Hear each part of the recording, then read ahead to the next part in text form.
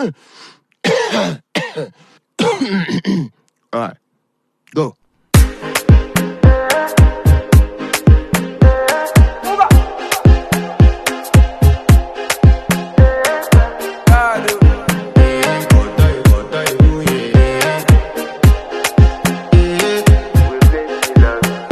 I want to flex my love, I want to impress, and I want to carry my love away to a place she loves.